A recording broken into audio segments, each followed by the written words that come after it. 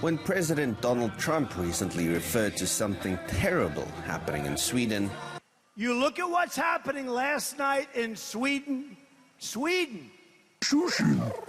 one famous Swede just had to speak up.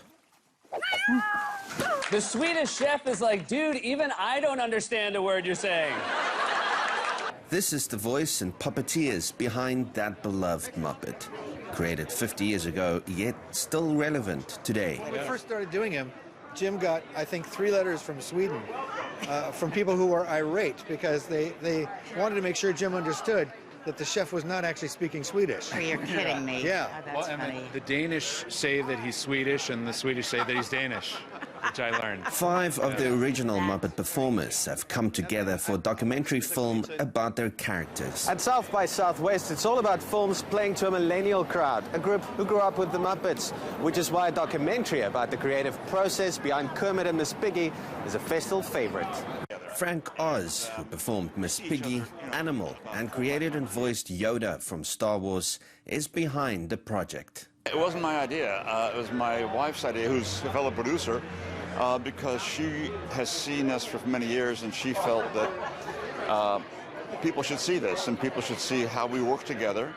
And she also felt it was good for a larger group of people to see. I mean, people who are leaders and entrepreneurs. Together with the late Jim Henson, Oz created the Muppets, Sesame Street, and many other profitable Hollywood puppets.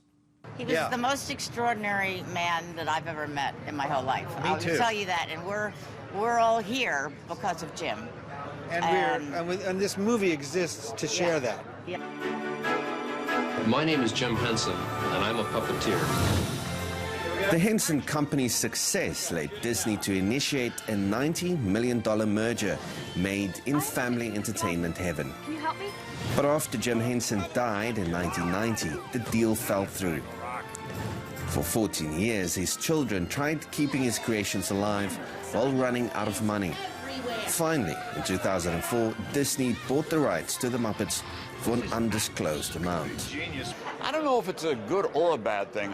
The only thing that's important to me is if that does happen, that the spirit of each particular entity continues, the purity of the spirit, and it's not